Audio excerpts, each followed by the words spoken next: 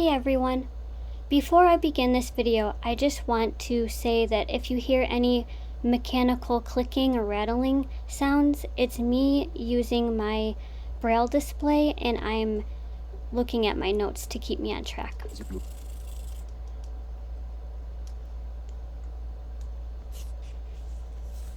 Pages, Global Accessibility Awareness Day, window, body insertion at beginning of. So today is Global Accessibility Awareness Day.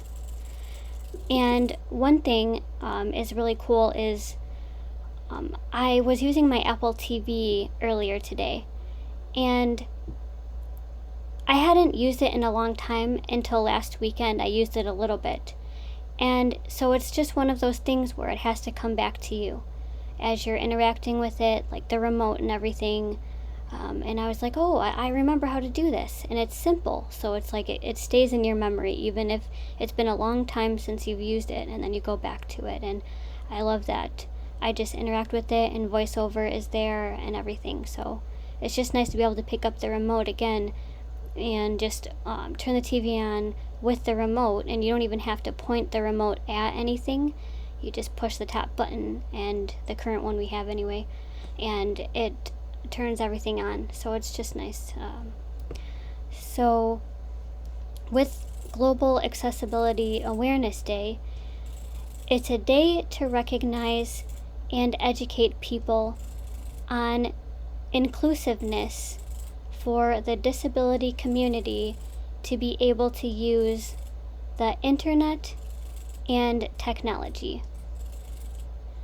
In the case of websites and apps, designing it so that the user interface is user-friendly for all. Things like making your text on your app or website easy to read for those that don't use screen readers. Using accessibility tools to allow screen readers to access and interact with everything on your app or site, including heading structure, labeling buttons, and adding descriptions to images on all of the pages and parts of an app. Or pages of a site. I love that all of Apple's products that need a screen reader have VoiceOver built in, so that all the user has to do is enable it and learn how to use it if they don't already know how, and customize it to what works best for them. So the web rotor on Mac is fairly new to me. I've interacted it now for about 1.5 years or so since I've had a newer Mac. I love that if I need to change a word or any other mistype, like if I make a mistake when I'm typing, I can turn in the rotor and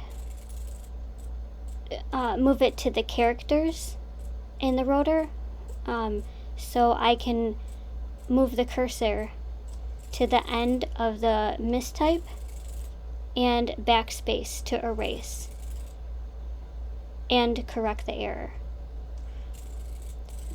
And also in the rotor, besides characters and words and a bunch of other things, is articles. It's helpful when you just want to get right into an article on a page. So by turning to it in the rotor, then one finger flick down and you are in an article and you can start reading it. The rotor is also new to the Apple Watch, and they just added it within the past year, last year. And I remember being super excited and could not wait to download the new software that it was going to be first released in. And I couldn't wait to be able to interact with my watch and turn like with 2 fingers to the right and start the rotor actions, and to be able to navigate through them. And especially in the Apple Watch rotor, I love that the volume is there. So the volume helps when you have earbuds and during a workout. So when you're listening to music, streaming it from your watch, songs have a varying volume levels. So you may want to adjust the volume from time to time. So one song could be louder, one could be quieter, and so once you set the focus on the volume in the rotor, like you turn to it, it will stay there. So adjusting it is just one tap on your watch and one finger flick up or down. And I use that all the time during workouts and stuff. Another nice thing about the volume on the Apple Watch in the rotor is if you were to go swimming or you shower with your Apple Watch, all of that water is passing by the speaker, so sometimes there could be a little bit of a muffled sound afterwards, but the Apple Watch, just like all smart watches that are made for exercise, they're meant to get wet, so it's okay that it gets wet, and but it's just nice because I can actually turn to the volume and turn the volume up a little bit louder, so after a swim or being in the shower or something and the water is there, after a little while it dries out and it's back to normal, but just during the time when it's a little muffled, you might want to turn the volume up, so it's nice to have it there for that as well. So image descriptions is something that's on iPhone, an iPad, and Mac, and it can provide possible descriptions for pictures on the web and in your saved photos. So it could say something like, maybe a black and white cat sitting in a box. So it just gives you that nice description there.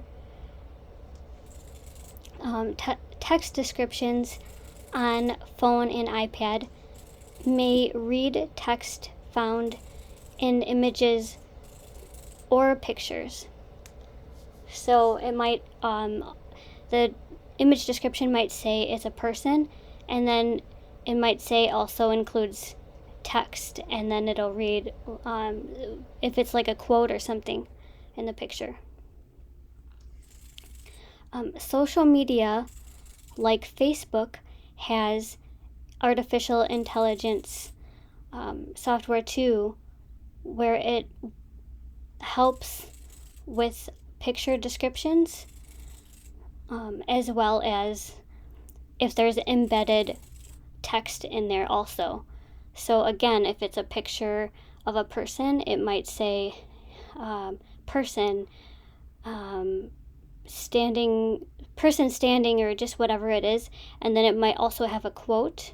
A lot of times that is the case, and it'll actually read the quote too.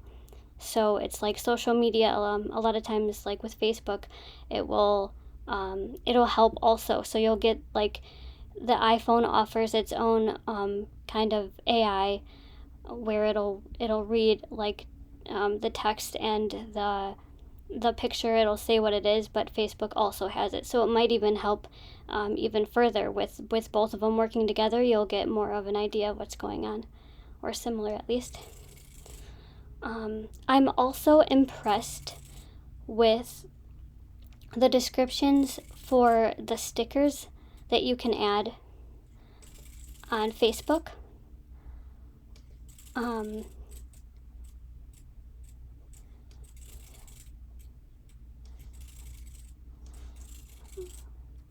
So I enjoy adding the stickers because they provide a good deal of descriptions of what is happening, making them totally accessible to add to comments.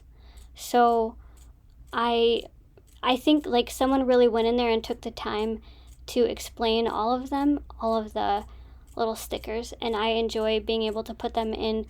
Like if you write a comment to somebody, you can add a sticker, and it's nice to be able to just know like, oh, it's a cat with doing thumbs up or whatever the sticker is. There's so many. There's like a sticker for multi-layered cake sticker. There's different flowers with words inside, and it'll describe all of that, and it's like really cool to be able to do that. And I wish that like GIFs, so the GIFs are those little videos that are on social media a lot. I wish that on different social media platforms that they could be more inclusive by adding clear detailed descriptions of the happenings in the tiny videos, so that those of us with a visual impairment knows what is happening and can use them in posts and in comments. And I noticed there's a lot of GIFs, and it will just say GIF, like if you're interacting with it on your screen reader, on your phone or any device, it'll just say GIF, and or sometimes they'll have like the title of it. It'll say SpongeBob or something, SpongeBob GIF, or a SpongeBob dance GIF, but they just provide like a title sometimes, and it's like, well, is there more to it? Can you describe a little bit further, and you want to know things about, there's so many GIFs out there, and I would use them all the time if they had more description. So I will actually ask my boyfriend, like, what is happening in this GIF before I post something, so I, don't just post some random GIF, and it might not have anything to do with what I'm writing or something, so that would be really cool if they could do that. But I also like that I can connect a Braille display to a mobile phone, a tablet, or a computer, so that everything is displayed on the Braille display. And that's something new to me within the last couple of months. Like I have a new Braille display, and it's connected to my iPad and my iPhone and my Mac, so all I have to do is just turn them on and turn the Braille display on and what device I want to use it with, and it'll show what's ever on the screen. And it's a really cool thing that that was created, and I know that it was a part of, they have to make it a part of the software for the phone or a Mac or a Windows computer, so it's just nice to be able to have that as well. It's nice and accessible. And so I'm super appreciative of where we are today in terms of accessibility for technology and the web. And I look forward to what's to come. So right now we've gotten super far. There's things like Seeing AI, which has a whole bunch of features, like you can scan the barcode on a package of crackers or a soup can, or maybe toothbrushes or toothpaste, or just all kinds of stuff, and it'll read to you stuff. So maybe they have a more more info button, so sometimes that will help you to know how to make it, or like if it's a hair product or something, like how to use it and stuff like that. So that's really nice that they have that. I really enjoy like the features, the world feature, so you can shine your phone around and it will describe what's around you. And I like that there's a light feature in Seeing AI, so you can shine it around and it'll make different tones to make the light brighter or darker and stuff. And I actually use that all the time when I'm filming videos, like right now. I turn my light on, and I realize that that's a visual thing, but I can turn my phone on and turn Seeing AI on, and then go to the light feature, and it will make a sound to let me know it's indicating that the light is on. And then when I want to turn it off, I just, I know what button to push to turn the light off. But then I check with Seeing AI and the light feature, and it'll make a different sound to let me know that now it's not on anymore. So that's nice too. So Global Accessibility Awareness Day. It's a celebratory kind of day. Obviously, it's digital access and things with web and apps and technologies. VoiceOver is super big for Apple. A lot of people use it. There's Android with TalkBack. There's many users that use that as well. There's activities for wheelchair users on Apple Watch, so they can do workouts and stuff. It's everywhere. There's hearing aids, and there's parts in the software that help with those that are hard of hearing.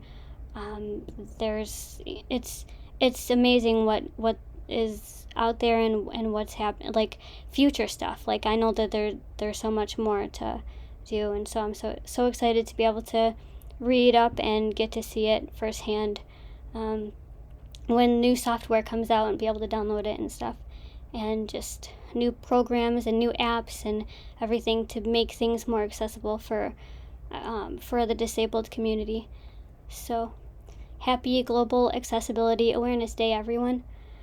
I hope everyone liked this video. I always hope that I film it correctly. Sometimes I'm not sure like how I put my camera and stuff like that, but I try the best I can, and sorry for all the interruptions with the noises and that on my Braille display. And once in a while it'll jump a line and I have to go back, so that might be some of why I pause a little bit here and there. But anyways, thanks so much for watching, everyone. Please don't forget to like and subscribe. Have a great day. QuickTime Player. Movie recording window. Movie recording.